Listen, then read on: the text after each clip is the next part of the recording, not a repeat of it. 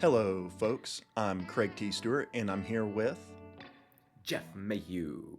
Hey, you still have video. Surprised we managed to figure it out twice in a row. And this is another episode of What the Book. Hey, Jeff, what's the book? No, Animal Farm. Yeah, Animal Farm. Not to be confused with 1984. But more importantly, Jeff, long live Snowball. Can't let him get away. For those who didn't get that joke, there's a past Craig. He had some things to say about this book from the webisode. Let's see what he had to say. Animal Farm by George Orwell is an allegorical novella which translates in simple terms the dangers of revolution. The animals on Manor Farm, led by the pigs and inspired by Old Major's deathbed vision of equality, they rebel against their neglectful human owner, Mr. Jones, inspired by Old Major's vision of equality. They establish animalism, a system of mutual cooperation. Is this sounding familiar? And rename the farm to Animal Farm. They initially thrive under leaders like Snowball and Napoleon, and even win against they even win a battle against local farmers, cementing their place in England's countryside. Two phrases that encapsulate animalism at a very high level are four legs good, two legs bad, and all animals are equal. Teaching the next generation falls to the pigs, namely Napoleon, as they're most capable at reading, writing, and understanding the inner workings of the farm. At least, this is according to the pigs. And who's going to go against them? Napoleon and Snowball are constantly at odds on various projects, particularly at Snowball's idea of a windmill. Eventually, Napoleon seizes power and expels Snowball with the young dogs he raised as part of the education program. The farm slowly turns into a totalitarian state where pigs adopt human behaviors and oppressing others, directly contradicting and rewriting the established laws of animalism. By the end of the book, the core of animalism has changed. Some animals are more equal than others, and the pigs join with the humans, so much so that the animals cannot distinguish which is which. All right. He, he had like two paragraphs worth of things he said. Do you think that while he was saying that he was thinking about Snowball the cat from The Simpsons? I am now. The That did not occur to me at all. whole time I'm reading that book, that's all I can think about. Every time I read Snowball, I'm just like So, Snowball 1, Snowball 2, Snowball Snowball 3, 3. just never ending. But there's only one dog. Only one dog. Santa's little helper. Well, I mean, did you notice that the cat wasn't very helpful in Animal Farm either? Yes. And so we're gonna hit that first. Which character do you most identify with, Jeff? Ugh. Uh, I guess, as awful as it sounds, probably Old Major? Boxer. Oh, Boxer. No, Boxer. Yeah, that would probably be me. You know, I'd put my head down and do work to try to avoid trouble. And be like, ah, well, these guys say that it's good, and the only way we're gonna find out if it's good is if we actually like put the work in to do the things they're telling us to do. So let's go ahead and do that thing. Let's just work harder and get through this. You wouldn't Um, be Benjamin, the old donkey that just stays out of the fray and does what he does? no, that's not my personality. I wouldn't be able to sit and watch people do stuff. I'd have to be involved. I'd either be leading the group or leading the secondary group in the work, right? And I wouldn't lead a group like they led a group, so I'd definitely be the secondary person at that point. Okay. Yeah.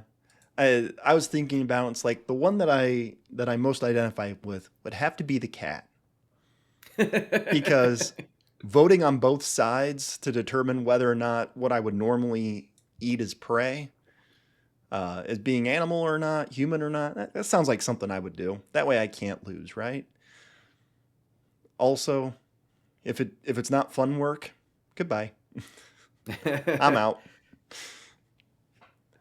Well, the cats have the life, man. They that's what they do. We have a cat and it comes up to my wife and it like purrs and it rubs herself on her and it's like, "Hey, I love you. Please pet me." And then she goes to pet it and she's like swats at it and bites her. Yep, my cat does that as well. If I remember correctly, that's because they're either overstimulated or they're not getting enough attention, and by consequence they're getting overstimulated or they're understimulated and they want more stimulation. That's why cats do things like that. That's when Mm-mm. she does that to me, that's when I know I need to pay just a little more attention to her. See, but that's not what's my cat's doing it for. My cat has something with my wife because she doesn't do that to me. She'll come up to me and do the same thing, and I'll just sit there and pet her. And then she'll go to my wife, do the same thing, and then she bites my wife. And she won't bite other people. She'll just run away from other people, my cat. Mm. That's what she is. She's like the, was it the parakeet or is it the parrot that just flies away and just disappears for most of this book? Yeah, it would be an interesting concept to see what the parakeet did while he was gone. What did it witness? Was there a revolution at any other farm, Wh- right? Like, What did happened it to spread? Snowball? Long live Snowball. Long live Snowball. Uh, Well, Snowball never died. What are you talking about? Was used as a tool to inspire people to do what they were told to do. Snowball was chased away, and that's the last we hear of him, other than whatever is propagandized and politically convenient. But Hmm. yeah, whatever did happen to Snowball, it'd be interesting for Snowball's autobiography. I would take the parrot, right? The parrot's like a Mark Twain figure. He flies away, and actually, what he's doing is he's following Snowball's trials. Snowball is in exile, right? And he goes to another country and he creates his own republic or something. I don't know. It would be So, an interesting concept. and I've got the list of characters as they correlate to real life. Um, I double checked on the internet to make sure that I wasn't crazy on these, but Oh, you matched them to the communist figures yeah. of the So Russian like old Revolution. Major, who's the pig that basically says, "Hey, I'm old. This is the vision that I have." He's like Karl Marx, or probably more like Lenin. Napoleon is this Joseph Stalin figure that pushes out Snowball, who would be Leon Trotsky, which would imply Snowball's still alive. He's just at a different farm. Yeah, like I said, exile, right? Like, I mean, that's what Trotsky was exiled out, and Snowball was exiled out. Was Trotsky used as a scapegoat as well? Of course. I mean, a little bit. If I remember correctly, they didn't really need scapegoats under Stalin. You you either did what you were told, or Yeah, true. don't need scapegoats with that kind of logic. But yeah, I'm curious. Do all allegorical stories begin with some elder and a vision of the future? Is that how allegorical stories begin? I don't know, but I do think that, like, if we're talking about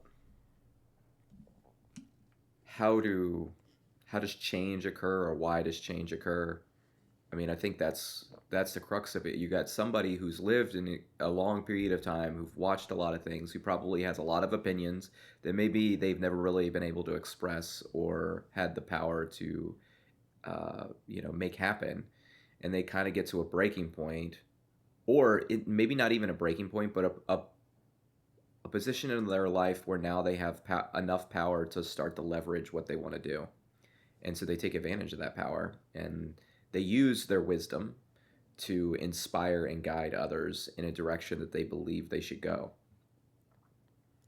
Doesn't mean it's right though. So, kind of like a village elder, or just someone that's well respected, that's been around a very long time.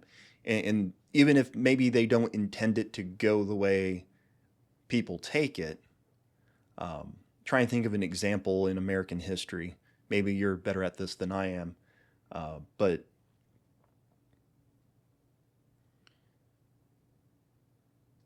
every once in a while, you find someone who says something really intelligent, really wise, but it's easily misconstrued and taken down a completely different path. And I do think a good historical example of that would be um, Karl Marx. Like, if you read the Communist Manifesto, there's nothing in there about violence or harming other people. Yet, in application, every single time, that's exactly what happens. And you could even take the flip side, right? You could say capitalism or free markets, uh, in an ideal sense, if you read Adam Smith's Wealth of Nations or Austrian economics, anything like that, you find the same thing. It's like no one's saying to infringe on the rights of other people. Somewhere along the line, that's getting misconstrued. How did we get slavery in North America? Same reasoning. People misconstrued and twisted facts or what other people said, because it could have been as simple as some people are better at working than others, like physically, which is true. I suck at physical labor, but I'm pretty good at mental labor. Does that make me better or worse? Nope. Yeah, I think so. Hmm, went went far right there. Um, Yes, I let's did. bring it. Let's. That's my goal, because everyone talks about Animal Farm all the time. It's in all the class books. I want to talk about something that isn't beaten on the path. Well, I mean,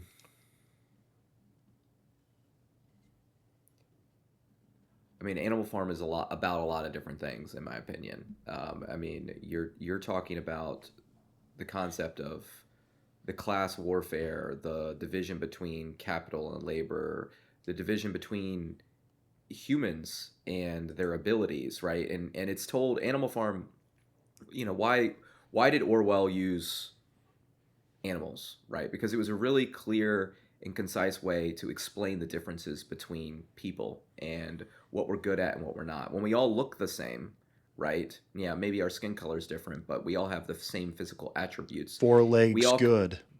four legs good, two legs bad, right? But two legs good if you're human, right? And everybody that's two legs has the same, we're all equal, but some are more equal than others, right? And it doesn't mean that, and what does that mean?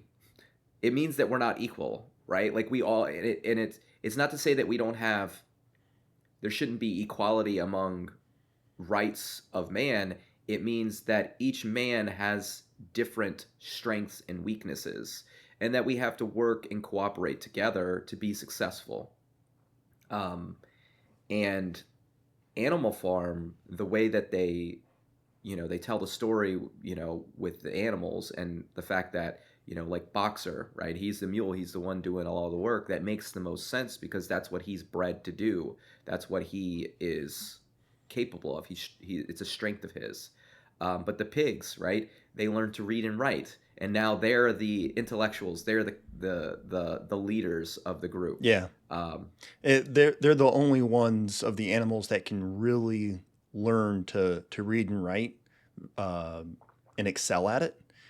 The exception is Benjamin the donkey, which Benjamin kind of stays out of the fray because he's probably seen it before, because no one's ever seen a dead donkey. hmm. So he's probably seen it before. An old major is just crazy. Yeah, he's trying to avoid the bloodshed that comes along with the revolution, which they absolutely experienced, right? Hmm. And to the point they took over the farm, they taught everybody to read and write, and then that kind of backfires on them, so they stop teaching people to read and write, right? And then as the animals die off, the new groups don't know how to read and write, And now you don't have any of those problems where you have to change because they're constantly changing what they said. Four legs good, two legs better. you Yeah. know. Well, some of that is like ducks and chickens just couldn't learn too many. Like Boxer could only learn four of the letters of the alphabet, which is kind of But weird considering like that species of animal is actually pretty good at learning things. Um, well, I don't think Orwell was doing any type of research on the capabilities of the animals. I think to the point is Boxer only learned four letters because Boxer was focused on doing the work. Boxer didn't want to do the intellectual work, right? Like you mentioned, you're good at intellectual work, the thinking work, but maybe not so good at the manual work. Well, Boxer's proud of his manual work, right? mhm. He doesn't want to do the other work. And I've made that argument in life before when it comes to, just how we function as a society and our economy is like there's a large portion of the population that actually doesn't mind doing menial tasks. There's a lot of satisfaction that you can get out of that, of accomplish something, building something, and we don't have, or I don't think we do a good enough job of making sure that we show value to all the different things that happen to make our society whole. And ultimately, that's the problem here, right? The animals don't feel like they're valued. Okay, they feel like the humans suck all of the stuff away from them, so they rise up and they create a revolution. And what happens? The same thing happens, but now instead of the humans being in charge, the pigs are in charge. So they just replaced the people that were sucking away the value, and So doesn't go so well. that was going to be my last question, but Sorry. what changed? Like from beginning to end, what truly changed? Because at the end, the pigs are toasting with the humans, and the animals are kind of looking in. And I don't know if you've ever seen the cartoon version of the show. It's like a Disney type thing, but it wasn't Disney. Like all the animals just like looking in the window as the pigs transform into humans because there's no difference between them. They've completely come full circle, uh, which is weird Don't because early on the animals were doing fine. They had the potential to do a lot with what they had.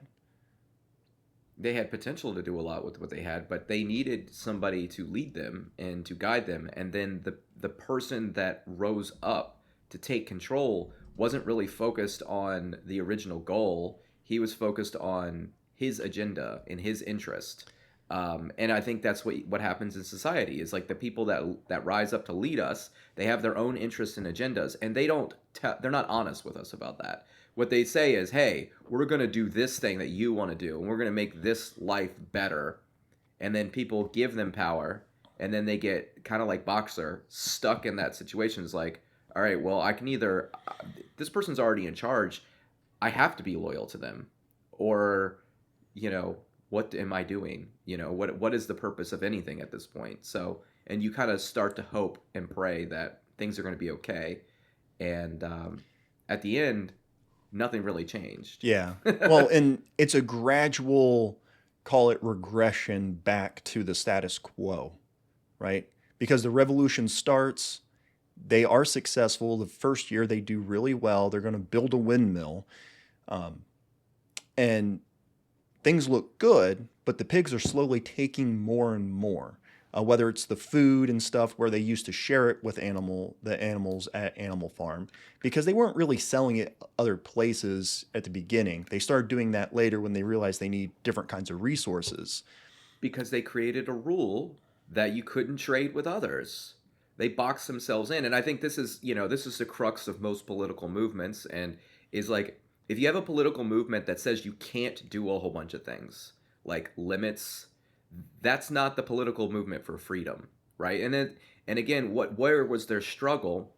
Well, their struggle is they overthrew the old regime. They kicked out the other authority. They installed a new authority, but they didn't share power with the whole, right? So like the difference between the Russian Revolution and the American Revolution, and if you're comparing the two of these in Animal Farm, is the American Revolution gave representation to people. and it shared authority and power with as many people in the country as possible. Where in Animal Farm, they only give authority to the pigs. The pigs are in control. They just swapped the authority that was in charge as opposed to sharing the authority with everyone. And so at the end, you end up with the same thing because you have the same power structure. Because at the end of the day, that's what the problem was. The problem was the power structure, okay, and the results of those power structures. Because the people at the top can't feel or understand the people at the bottom, and there's no way for them to communicate because you don't have a structure for them to communicate. And when you overthrow the old authority and you install a new authority, that doesn't solve the problem because you still have a structural problem for the people to communicate with the people in charge. Yeah, especially when the new structure is easily corruptible and becomes abusive of resources, because that's what happens. They abuse the resources early on. Oh well, no one else needs it, so for the betterment of society, we shall eat this food that no one else can have. I forget what it is off the top of my head, but the pigs are like, yeah, no, we don't like slop. We eat it because we have to. Mm-hmm. Yeah, a likely story. But I don't know. This kind of rolls it a little bit into the next question that I think you have an interesting take on. And it's authoritarian societies or just communal societies in general want to um, give the leaders or the state the ability to educate the youth and shirk that responsibility in the household. And this is Mm. something that the state, being the pigs, take on early with some of the dogs, which Napoleon then uses to get rid of Snowball, and they become the enforcers of what would become the totalitarian state.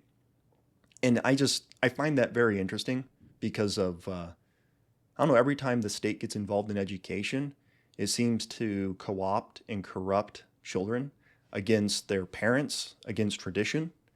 And yeah, I mean, because the state has its interest, right? And it's not the same.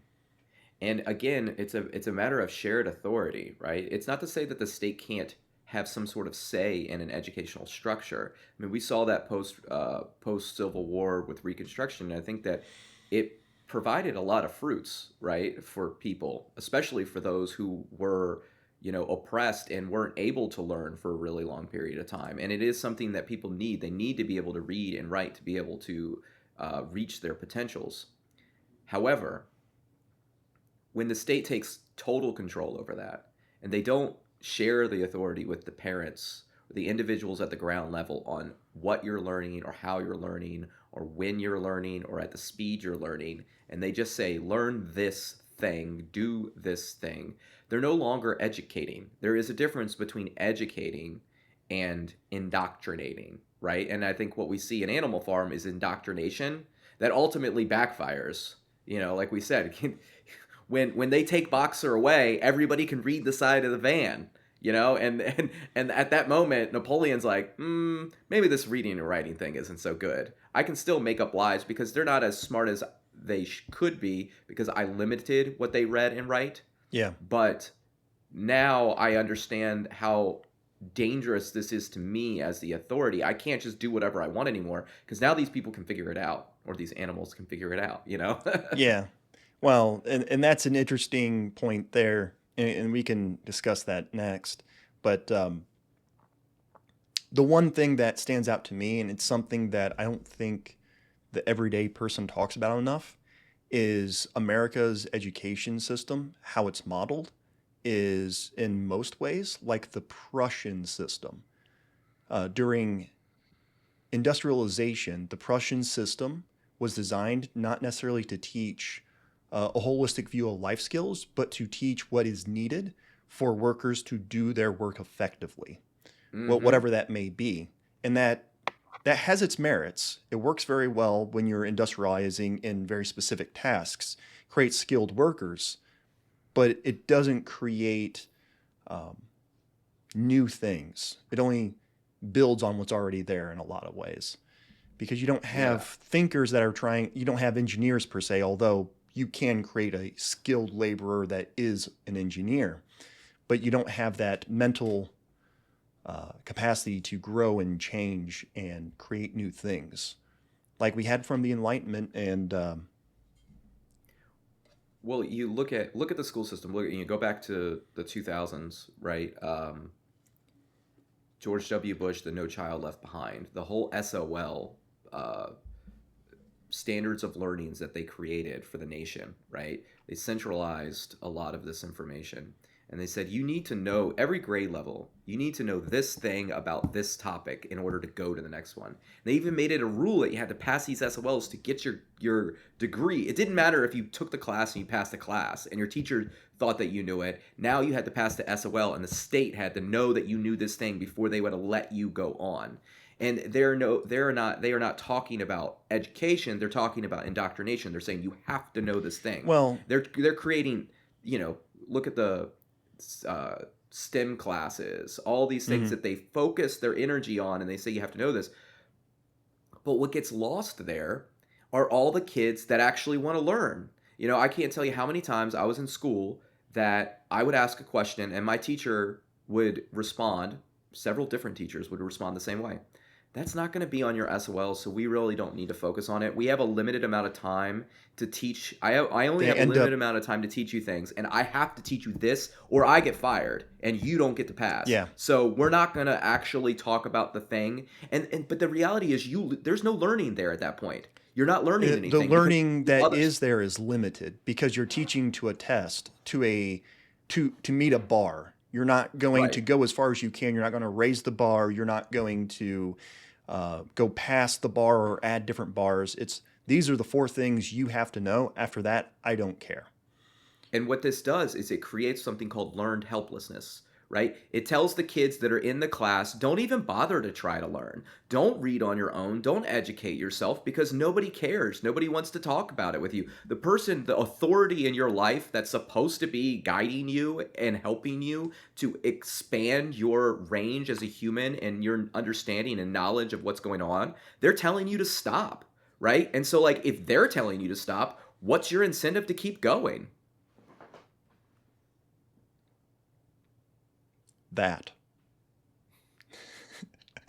Yeah, but as a child, you can't figure that out, No, right? Like you're just we look back and we go, "Hey, well, duh, that's a more reason to keep going." If the teacher says that's not on the test, that's a sign of tyranny, right? You got to stand up and you got to fight against that, right? But like as a child, you have no idea because you haven't even been given the chance to figure out that it's a sign of tyranny, right? And you are completely at their will. You're completely dependent on them for success. You have to pass their test or you can't get your diploma. And if you can't get your diploma, you can't get a job because nobody wants to hire somebody that couldn't graduate high school. yeah. I always do find it interesting how different people learn because you have the auditory, you have the hands-on, the physical, and you have abstract, which is like text and graphs in ways. And I learn equally all three ways. Yeah. So it just depends on the information. If it's mathematics, I can do it abstractly if I can, right? Reading a book or getting information from history class, I can just listen. Um, but then you get to like, how do you build a trebuchet? Oh, I just go out and do it. Like I didn't look at the book when I built that trebuchet that won that contest my junior year of high school. No one else in the class really understood the physics or anything, and I went out and did it. Learned on my way. I also come from a household of engineers, so there's that aspect as well. But being able to put hands on and actually understand physics physically goes a long Mhm. way in understanding them because there's a lot of ideas that came out of physics class that I'm like, I don't know what to do with this. But once you start looking at, okay, ratio between the arm and the weight on a trebuchet, it's like, okay, that's something I wouldn't have figured out without trial and error physically. But there's a Right. mathematical formula I can apply. Is the only part of class that actually helped me build that trebuchet. Yeah, I think that's for a lot of people though. I don't think you're unique in that. I think we're all kind of like that, and we probably have one of those that we lean towards more heavily than the other. But at the end of the day, when it comes to, the variety of things you have to learn, at some point you kind of need all of them to be successful. And the example you gave is perfect. And I think that is what our education system is missing, is the understanding that kids are going to learn differently, and it's okay. And you need to give the kid freedom to kind of figure out what's best for themselves too. And I think the education system kind of tries to do this in a lot of ways, but they do it in the wrong way. They do it by giving power to like 5-year-olds and 6-year-olds to like define what they need to do. But what they need to do first is they have to give that foundation of the reading and writing, right? So they can actually learn all 3 ways. And then they have to give them opportunities to learn the different ways going forward. And what they do is they say, we give you a lot of the freedom with reading and writing, too much freedom really, where a lot of kids don't learn to read and write properly. And then they only say you have to learn this way from now on. Yeah. And then it's like, take a test. The only thing that matters is taking a test. And the reality is those tests don't matter. They're just there to grade the teachers. That's it. That's all they're doing there. Yeah. To that point, right? I'm a writer. I know you do a lot of writing and reading. I know I do a massive amount of reading. Probably not as much as you at the moment, but hey. When I was in literature or English classes throughout school, how did we go about reading? It was a very structured way. You read this many chapters or this chapter, and you do it as homework, which never ended up getting done, or you do it in class, which for some people, that's a struggle too, especially if they're not super good at reading. But sometimes it's easier to not necessarily read it, but listen to it. That's why I love audiobooks, right? Fiction comes much easier to read via auditory, not physically reading for me. Nonfiction, it's the flip, right? You don't get both at once a lot of times in those classes. You get one and then the other. And then at the end, at the end of the class or the next class, they then piece together the abstract ideas, which isn't the best way of organizing and teaching or explaining ideas from a book, right? You and I were sitting here talking about Animal Farm, well, kind of talking about Animal Farm, and we can do it for an hour, and we can just go through the ideas that we want to talk about, ask the questions we want to ask, and just have a conversation. You don't get that in a classroom. Granted, you read the book more recently than I did. I meant to read it yesterday, it just didn't happen. But because you were able to read it on your timetable, and then now you can sit there and talk to me for an hour, we're able to get more out of the book than we would have if we read one chapter at a time and then came back every single week for a 5-minute conversation. Right. So, well, and I think that, different people process and digest differently too. And there's certain things, with books, especially reading a big book, you can't sit down and read it in one setting like I read Animal Farm, right? It's 100 pages. Yeah. It read 2 hours. It's a novella. Right? It's yeah. So, but let's bring it back to the book here for a minute. So, what character did you identify with? The cat. Oh, that's right, the cat. I'm sorry. Why? Why did you identify with the cat? Like, in all seriousness, I know you. I get the idea of why you identified with the cat, but in my perspective, I don't feel like that's who you would actually be. I feel like you would be somebody else. I would probably honestly be a part of the pigs. Because, I already have that mental, going more towards that mental acuity part, right? So I would probably be one of the pigs. That being said, I would be an unnamed pig, probably one that gets there somewhere about the Napoleonic times, because that sounds about right. Because I'm staunchly against authoritarianism. I would have been full animalism, 4 legs good, 2 legs bad. 4 legs good, 2 legs and bad. I would have been singing the Beasts of England every single day, which that's actually an interesting arc, because The Beasts of England is like this really cool song that encapsulates Old Major's vision, what he wants to go towards, which sets off the revolution, right?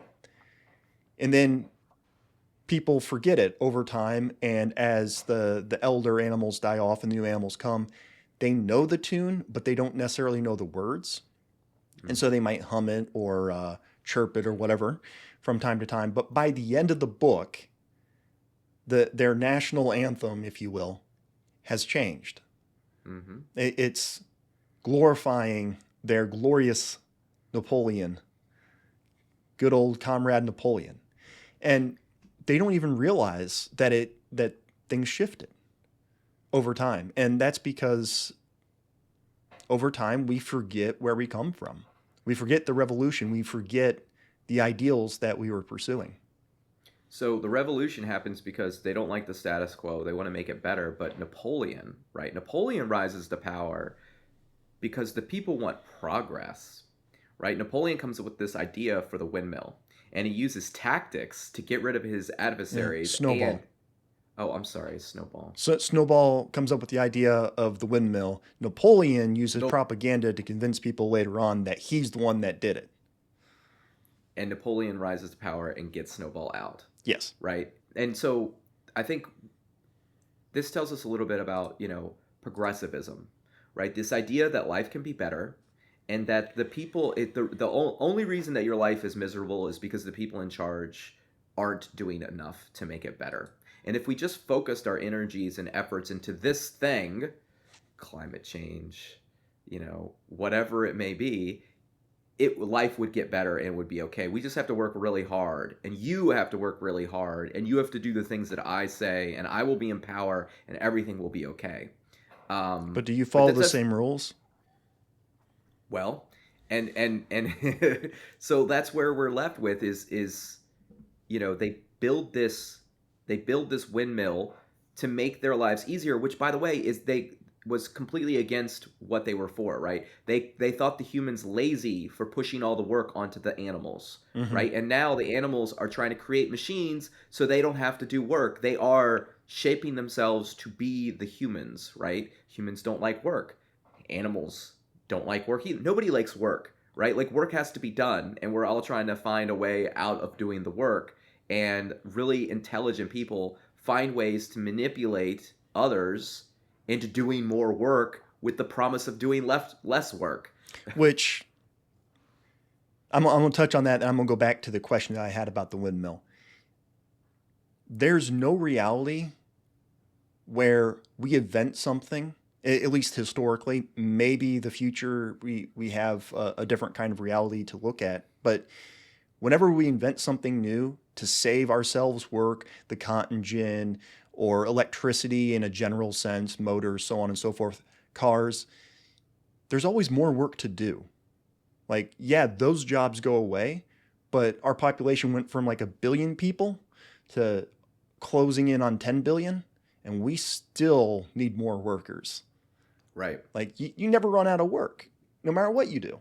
So every technology you create actually creates more work. People are always afraid that the new technology is going to get rid of old jobs, and that nobody will have anything to do, and will devolve into some sort of anarchy, animalistic fighting society because everybody will be bored. But the reality is every new technology creates more work for the generation next to do, and they're so busy doing the work that they don't have time to fight. Yeah, that's the one thing that I work in big tech, right? And my role is essentially, how can I work myself out of a job? But every time I try to do that, somehow I get more work. It's weird. It's like, it's a never ending cycle of, okay, I solved this problem. Well, here's 10 more problems, or this broke. How do we fix? We need you to go run a program for it. And I'm just like, I thought the endless packages at FedEx coming down the belt was demoralizing. Like, I thought the endless tickets coming in to repair servers was demoralizing. No, it's the endless programs that I have to sit there and think, how can I solve this in a proactive way? How can I, one, identify to be proactive, and two, proactively fix the issue before it becomes problematic to the business? And it can drain you. Like I some days I almost like I would just rather go do the physical labor, even though I know I'm not going to be happy with it. At least I know what it is and I know how to excel and keep a job. This is a Mhm. whole different ball game. But Yeah. the question that I had about the windmill is, did it ever get finished? They said it did, and it got taken down. How did it get taken down? It got blown up once. By It who? got Snowball? well. Was it Snowball? Well, I mean, Snowball was blamed, but then there was the people came in, in the war, right? And they attacked and they drilled a hole and they took it down too. Um, Those lazy humans used dynamite? Is that what you're telling me?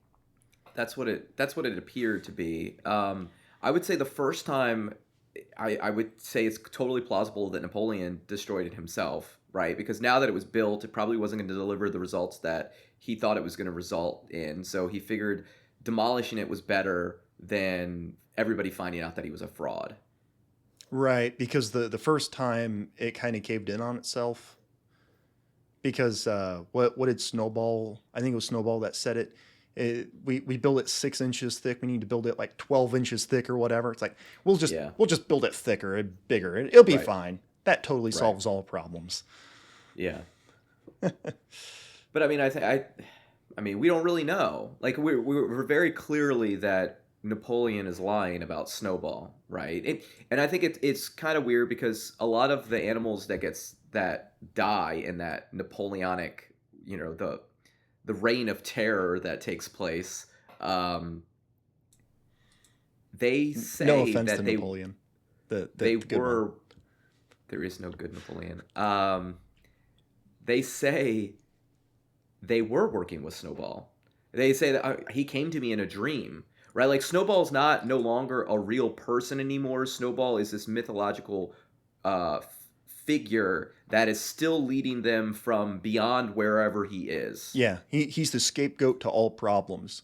You Right. lose something, and even if you find it like a day later, yeah, Snowball did it. Even though it was clear Snowball didn't do it. And so he becomes a scapegoat, which I find funny because when I was writing Emergence early on, I created the abnormals as the scapegoat for society to enable the totalitarian regime. I wasn't thinking of Animal Farm. I wasn't even thinking of Russia when I came up with these ideas. But it's interesting how the easiest way for an authoritarian to maintain power is to find a scapegoat for their problems, whether I it's a mean, person, a group, or some other entity. I think about this in like common political context of like what we've lived through. I think the most stark like comparison is the whole thanks Obama thing. Thanks, Like the Obama. entire thanks Obama. That was like that was somebody on the GOP side decided to scapegoat Obama. Like Obama is an individual person who doesn't have nearly as much power as everybody says that he had, right? And those things that Obama did that people didn't like or whatever, they were done with bipartisan support with other Democrats, with other Republicans, like but at the end of the day, you scapegoated one individual person because it made it easy to build your group bigger, right? And then like the whole birther thing, like that is a classic, communist ploy by an authoritarian leader to latch on to something like that and use it as a way to divide people onto your side because ultimately you think of it like dividing. It's like, well, how can dividing help me get more power? Because when you divide people, you push them to one side or the other, and you're on one side, right? You're not really in your eyes. You're not dividing anybody. You're kicking out the people that you don't want, and you're dragging the people you do want onto your side. Yeah. Uh, I think when people look at the presidency, they see the figurehead for the government. Mm-hmm. And so that's the easiest person to blame. Because honestly, I don't know if I could really name any of the cabinet members that Obama had. Hillary Clinton was one. I don't know if I don't think James Comey was one. Uh, FBI director. Yeah, he was a FBI director. I don't think he was in the cabinet though, right? And it's like I can't really think of anyone. Psaki was his press secretary, I think, but I can't think of all these other people who would have really been doing the work, whether it was at Obama's direction or because Congress said we need to do this thing. Um, it's hard to name all those people. Name Well, I mean, recognition is a double-edged sword in that way. well, yeah, I mean, and when you're talking about the cabinet, I mean, that's still the executive. Like they're carrying How out the many will of the executive. I mean, I think more than that is the opposite power is Congress, right? Like Congress is the one that actually carries the responsibility. The president is the one that's supposed to execute the responsibility. And when you have a political party that's like, hey, it's this person's fault, this individual person's fault, and those people are the ones that are actually in Congress and it's actually their responsibility, like that's really the crux of the issue right there. right? In relation to Animal Farm, you have the pigs. Let's say Snowball's the executive, Napoleon's usurping the executive, but then also blaming the past executive for all the problems. And we only really named what four pigs: Old Major, Snowball, Napoleon, and Squealer. Which, by the way, those were perfect names. Yeah, I mean, absolutely yeah. perfect names. But we don't hear about any other pigs. We know there's during the mass executions, there's also some pigs that go, oh, I'm in league with Snowball as well. Hmm. I think they might have been coerced by some dogs, but that's neither here nor there. But ultimately, we only know about these figureheads. So we always blame Snowball, but maybe it was someone else's idea. Or maybe all these things happened because of some other pig that just didn't read the human book correctly. But I want to pull it back to the windmill for one last point that I think is interesting. It seems like in the early 20th century, which this book came out in 1945 at the end of World War II, it seems to me that every society between 1900 and like 1945 had some kind of great project they were working on to give the people hope and inspire the people, whether it's from a nationalistic sense or just giving them hope coming out of the Great Depression, right? I think of FDR. Why did FDR do so well in his first and second term? Policies are neither here nor there. It was really people wanted hope. They wanted someone to inspire them to be better or that things would get better. And at the time, Herbert Hoover wasn't that guy. He was like, it'll fix itself, which rubbed people the wrong way. And we see that in America in particular. Great Britain had theirs. Germany, Italy, both had theirs more in a nationalistic sense. And Russia had their great projects too. It just seems to be how you do things. Well, so I think what it is it's human nature. Okay, there's two aspects to this. When you talk about, I think what FDR understood is that back to that learned helplessness thing that we were talking about before in school. When people don't feel like anything is going to get better, they just give up and they stop working, right? And to the point about Hoover, it's like, hey, things will get better. Well, yeah, they will get better if you and to Hoover's word, pull yourself up by the bootstraps, right? But The hoof straps. it's hard to pull yourself up by the bootstraps when you don't believe tomorrow is going to be any better than today. It's like, what's the point? And a whole bunch of people give up. And so, I think ultimately what you need something in between Hoover and FDR, right? And in some cases, sometimes the progressivism kind of works, right? Because depending on what you invest your time in to give hope to the people, it could be successful. But when you invest yourself in a windmill that doesn't actually work and gets torn down, now you've actually done both of those things.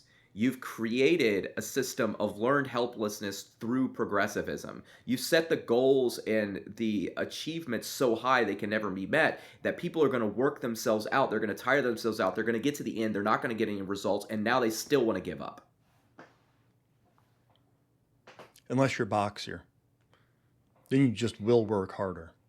But I think there's boxer's just the type of person that's just like, well, I'd rather be doing something than nothing. And I think there's a lot of people out there like that. And they're the ones that typically, if you've ever always heard that 80-20 rule, like Pareto 20% of, principle. like those are the people doing that. They're always working because they're like, I'd rather be doing that than do nothing,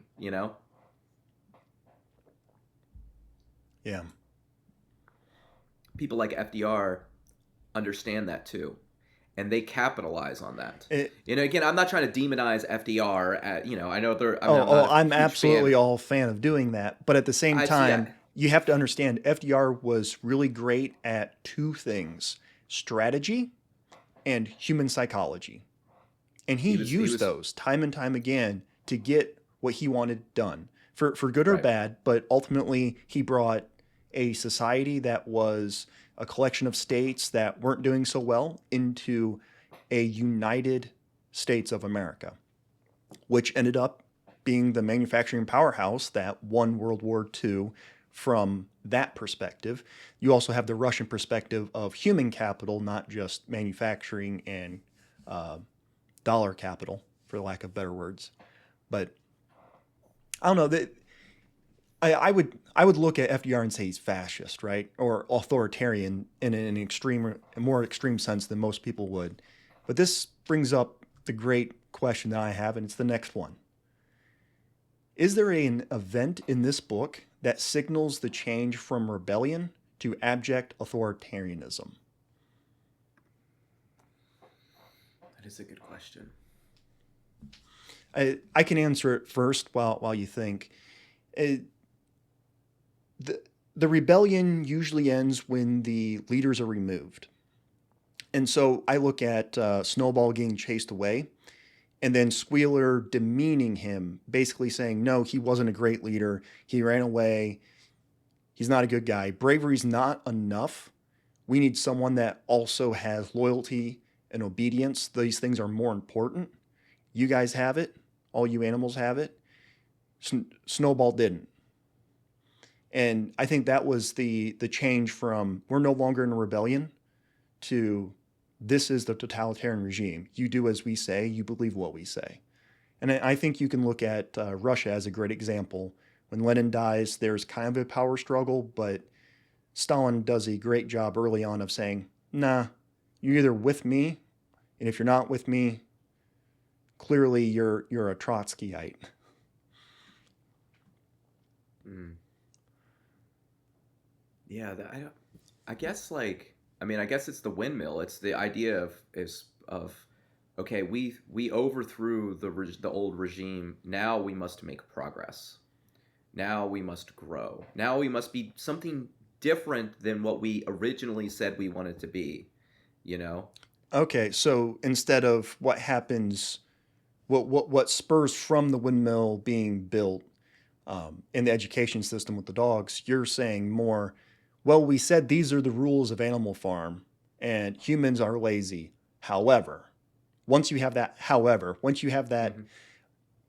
but that's where you're saying that there's a change from rebellion to the authoritarian regime, whether it's a soft authoritarian or a hard authoritarian.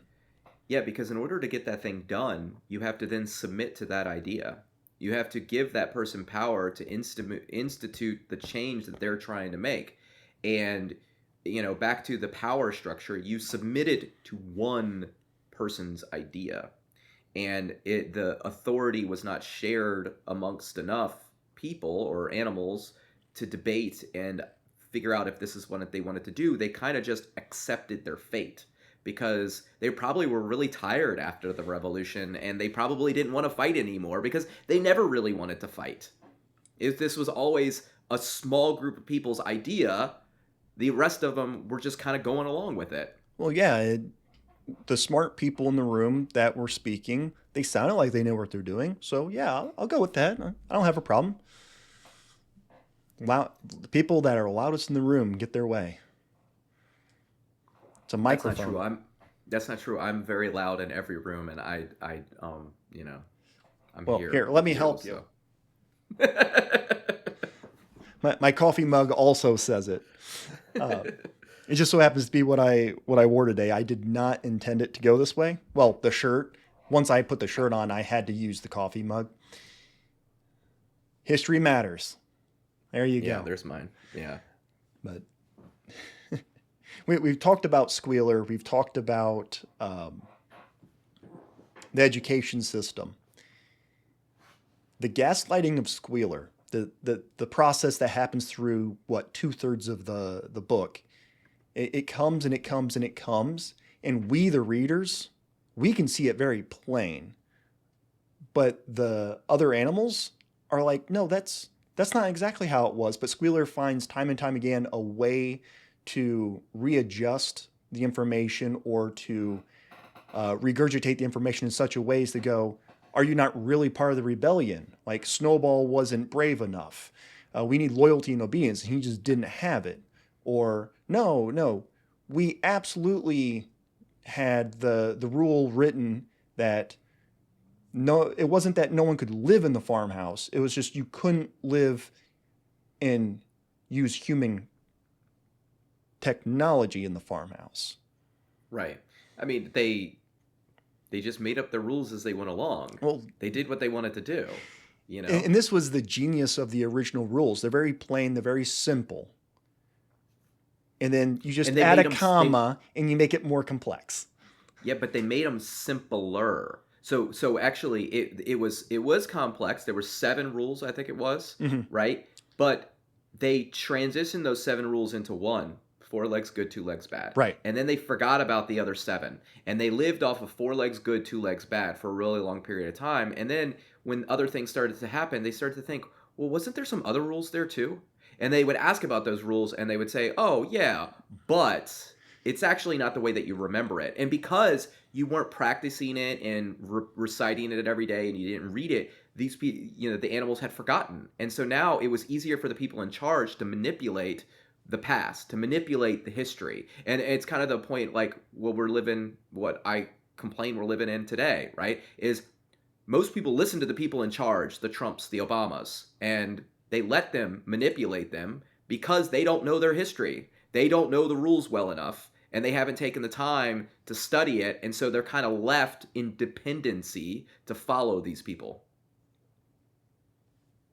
Not that I'm saying Trump or Obama is an authoritarian, Squealer or Napoleon, but maybe, I don't know. Leaders to any degree have some of the same characteristics. And Yeah. people that are a part of a society have those same characteristics. They're just extreme in the case of Animal Farm.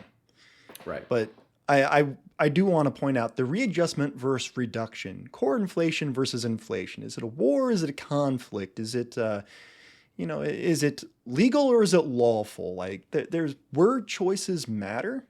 And if you don't understand the nuance, if you're not well read or know the history of why a thing is the way it is, how do you know if you're actually in a recession or not? Well, we've changed what a recession is.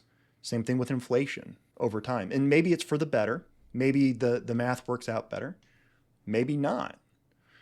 Like, these are things that if you don't know, you don't realize that the inflation of today, that we say this is what inflation is, it was different. We measured it differently 40 years ago. I think that changed under Reagan or Carter. Well, and just the whole way the economy works is like we struggle with inflation, but we used to struggle with deflation. We had other issues too, and so things change, and understanding like the way that they used to work, why they were changed, and the way that they work now is important in what you just described of being able to like separate and make good choices going forward. Yep. Well, who's the good guys again? I mean, if I had to pick a good guy out of this, I would have picked Boxer. I mean, he would be the good guy. He would be the even though- most principled.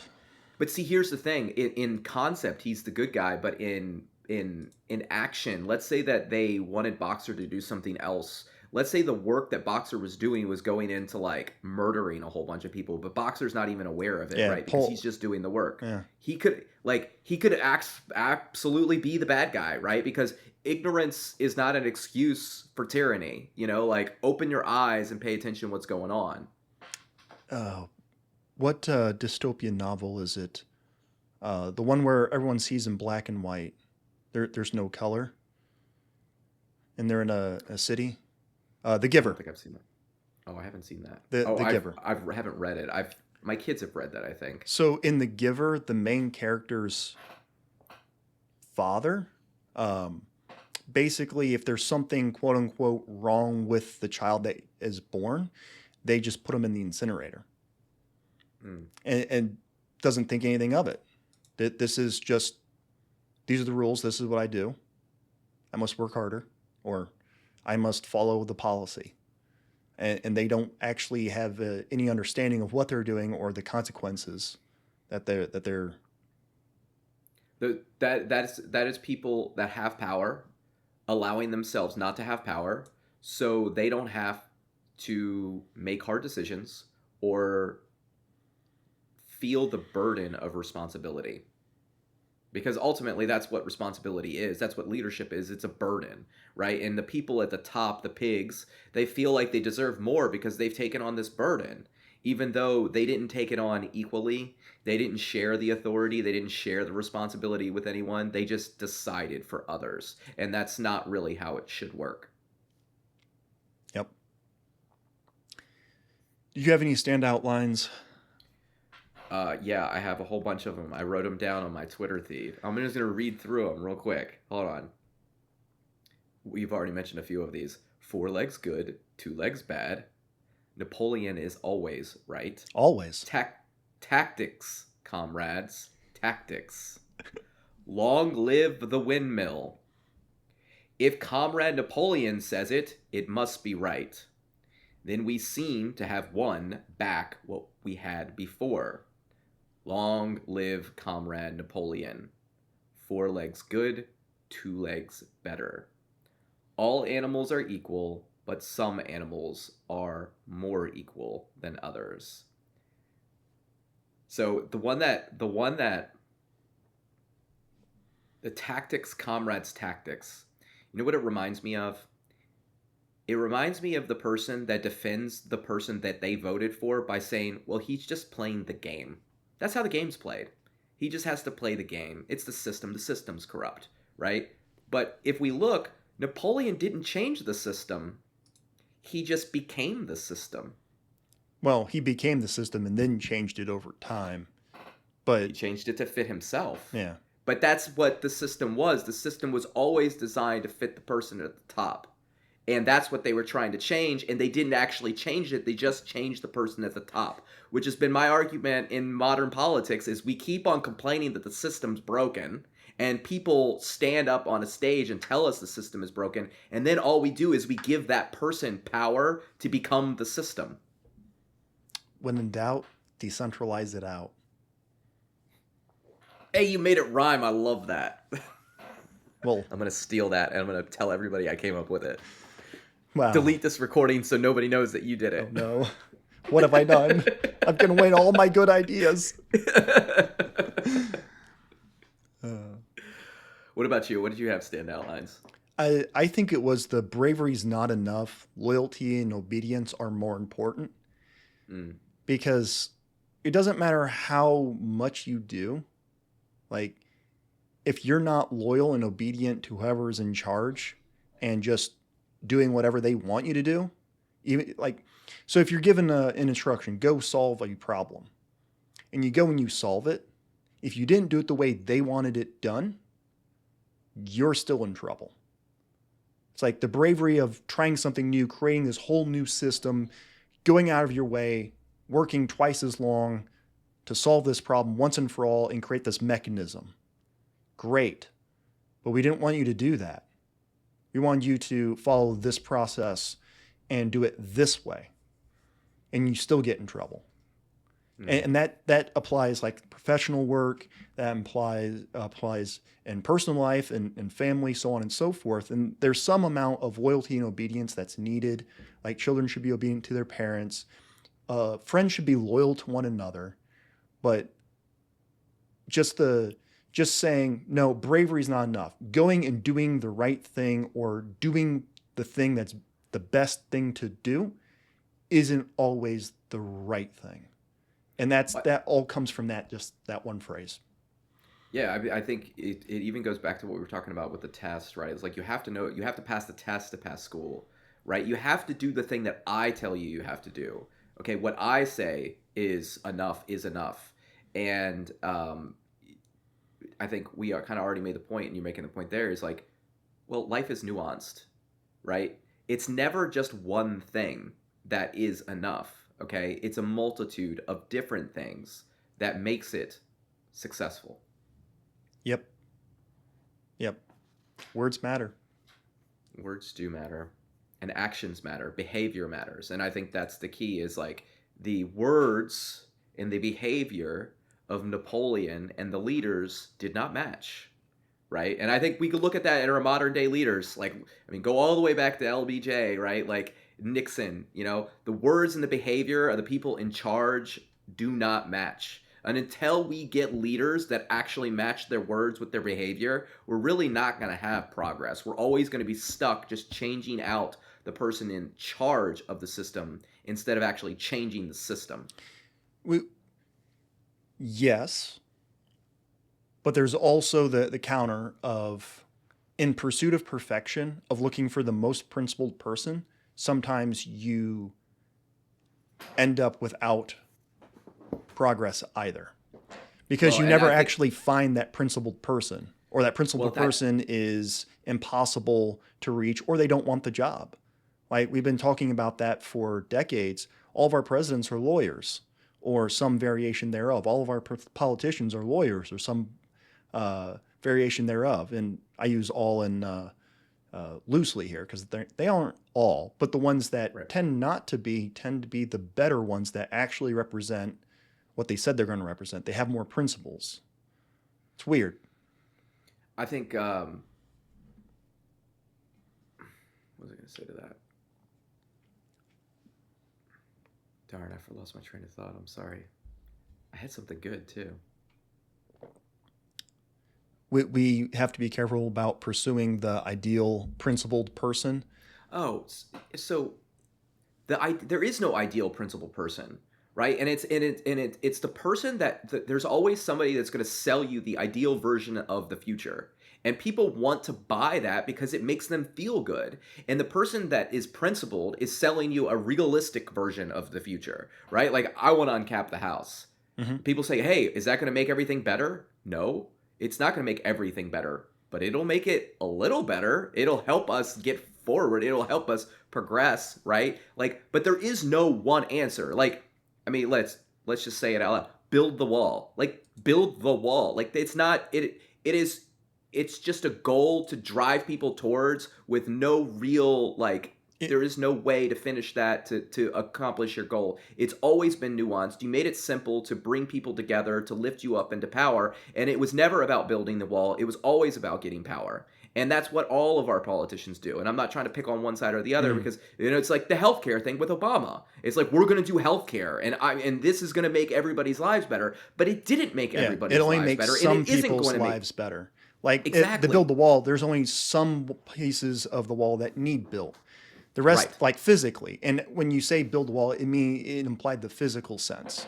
When in reality, it was no, we need technological infrastructure in addition to the wall in terms of drones, in terms of, I'm going to say internet for lack of better words, but there was runs of cables and things like that that had to been run underground. And so you could also get tunnels. You can't build a wall underground to get tunnels. It was an abstract thing. Same thing with free healthcare or what was it called? Obamacare. You can keep You're your doing doctor. right by you can keep your doctor. There you go, which isn't necessarily true. Or it's going to be cheaper, or more people will get healthcare. We can look back with hindsight 2020 saying none of these things actually came out the way that they said they would. For some people it did, but was that some people a plurality or not? Did it really make so like and somebody's life is always going to be better as a result of whatever progress you make. The question is, did it make a majority of the people's lives better? Did it actually lift society up and forward and grow? Or did it just empower a different, smaller group of people? Yep. And I think ultimately what we see happening in our modern political era is we just keep on getting the second one. It keeps on being the small group of people get lifted up, their lives get better, and everybody else's stays the same. Everybody else is boxer, right? Everybody else is doing the work to pay for the healthcare. Everybody else is doing the work to pay for the wall, right? Like, but nobody's reaping the benefits other than the people at the top. Yep. I think we beat this farm to metaphorical death. So what do you think? So like, what do you think about the book overall? You've read other Orwell books, I assume, right? Yeah, I've read 1984, and I read. I don't know if I ever finished it, but why I Write, which is something he wrote. It's just a short thing. I think I read it all once, and I was rereading it because I read it quickly and wasn't actually thinking about it. It's an amazing book for younger people to at least get an understanding at a high level of what totalitarianism is and how society can be warped into something bad, even though you have a good idea. Because all children want to be nice and share things, right? And this is what happens when you're just like, okay, we're all equal, we're all cool on the playground, but then you have a hierarchy of children slowly build up where some are more equal than others because some may have better ideas or may have the hearts of other children. And in that way, I think there's a lot of interesting application. But even as an adult reading it, it's like, this is very fine-tuned in a lot of ways. And you could almost say it's his magnus opus, even if 1984 got more popular. I think this is... Go ahead. I was gonna say 1984 is like, for me, is more enjoyable to read because it's sci-fi. It's, you know, it's got more more adult. depth to it. It's got more depth to it. But Animal Farm is probably better. Like, you know, it's a better story. It's more condensed. It's more concise. It's to the point. It delves through the nuance in such a, I don't know, fluid way that, like you said, it's great for young people to really get into and read. I'm probably going to have both. I think my daughter has already read it, but I'm going to have my son read it now because I read this like 5 or 6 years ago and I just reread it. And I was almost kind of blown away with how great it was. Like, it's a work of art. It really is. And I think that, you know, Orwell is probably my favorite writer of all time. And, you know, I love a lot of his like essays and stuff more than anything. And this book is just, it really shows the talent and the depth of knowledge this man had and was willing to put the work in to share it with others. I think it was really great. And I think it was this book that Orwell shared with Aldous Huxley, who was kind of like a mentor in some ways in the genre. And Huxley was like, that's not very good. I think that's how that went. I could be wrong. If I'm wrong, someone in the comments, let me know. Tell me Craig's wrong. I need to hear it. I need to look that up because I want to read. I want to find that exchange now because that sounds interesting. Yeah, because Huxley, I mean, Brave New World, that's a great book, you know, and it's around the same, you know, idea of Animal Farm. And so I think it could be, you know what it could be though, if that story's true, you know what it is? It's ego. Huxley realized how much better Animal Farm was. Well, because it was too abstract, I think, even though like Huxley did dive into the abstract. And I say abstract, allegorical, right? It's like, it's too simplistic. It's a good story. You got a good idea here, but like, there's no depth to it. Kind of like how you feel about 1984. That would be my impression without actually remembering how that went. I think it was in the introduction to this book, but it's smart people being smart. It's like, no, that's a dumbed down version of what I wrote. it's not a dumbed down version of what you wrote. It's actually a more brilliant version of what you wrote, because having it, quote, dumbed down, or be able to explain a complex, nuanced story in a more simplistic way, actually allows it to reach more people and therefore educate and lift up more people. Yeah. I mean, I think because, and you see this with Tolkien and who's the other Christian writer? Chronicles of Narnia.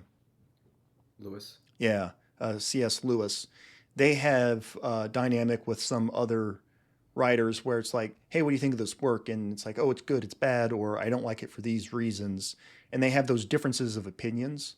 I think the same could be said for Orwell and Huxley, because Orwell was coming from a more, call it realistic approach, whereas Huxley was more abstract in the ideological sense. And part of that is because Huxley wasn't afraid to experiment with things like drugs. He actually has a story where he goes on a trip. He had acid or something like that, and he's talking about it, and that actually influences a lot of what he writes and thinks later in life. Whereas Orwell doesn't have any of that. So there's differences in the humans that lead to those divides. Yeah. Well, it was a good book. It was a good And book. I will probably read it at least once or twice more in my lifetime. That's how good it is. Did you read the audio? You probably didn't read the audiobook for this I, one. I listened to the audiobook. The one I had was about really good. I listened to the one on Spotify. It was all right. It was about a month ago, but you know, Yeah. I'm like you. It's like the auditory and the reading, right? Especially when we're gonna do a podcast. I try to do both if I can, Especially if I in have the the time. age of smartphones, it's like I need the auditory and the physical so I can focus on the words and read while hearing it. Otherwise, I'm going to get distracted by some sound, by something, by my phone. I just I can't put get away classical from it. music. So typically when I read, I put noise canceling headphones on with like classical music is what I typically like to listen to, because it allows, like, my brain wants to wander while I read. And so what the classical music allows me to do is wander with the notes but stay focused on the Yeah, words. that's how I Um write. But for some yeah. reason, that does not work as well for me when reading.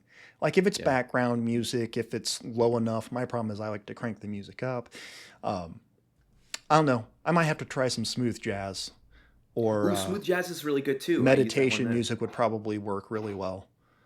Yeah. Or Sith meditation music, which is what I'm into at the moment.